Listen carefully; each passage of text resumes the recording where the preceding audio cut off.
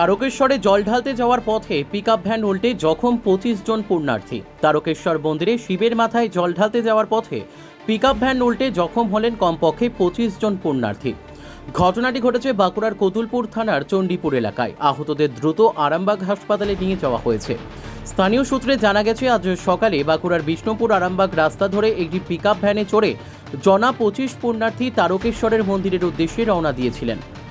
রাস্তায় চণ্ডীপুরের কাছে আচমকাই নিয়ন্ত্রণ হারিয়ে পিকআপ ভ্যানটি উল্টে যায়। ঘটনায় রাস্তার পার্শ্ববর্তী জমিতে ছিটকে পড়েন পুণ্যার্থীরা। প্রথমে স্থানীয়রা ও পরে কতুলপুর থানার পুলিশ ঘটনাস্থলে হাজির হয়ে আহতদের উদ্ধার করে আরামবাগ হাসপাতালে নিয়ে যায়। গাড়িটা দোলেছে দুবার চলতে, এবারে হঠাৎ ব্রেক ধরতে গাড়িটা দু পাল্টি খেয়ে গেছে। কোথায় এটা খেয়েছে? ওটা গোপীনাথপুর হচ্ছে চণ্ডীপুরে। ওটা কোথা থেকে কোথায় যাচ্ছিল গাড়ি? ওটা গোপীনাথপুর থেকে আসছিল তারকেশ্বরে জল ঢালতে। আচ্ছা, 35 জন ছিল। 35 জনই উল্টে গেছে? হ্যাঁ, কারো কিছু হয়েছে নাকি? হয়েছে মানে এখানে দুজনের খুবই আহত হয়েছে, দুজন মানে আছে এখানে ভর্তি হয়েছে। তারকেশ্বরে যাচ্ছিলাম, জল আনতে যাচ্ছিলাম, যেতে এরকম হয়ে গেল। অ্যাক্সিডেন্ট হয়ে গেল, একবারে উল্টে পড়ে গেল, এরকম হয়ে গেল। আমার ভীষণ যন্ত্রণা করছে।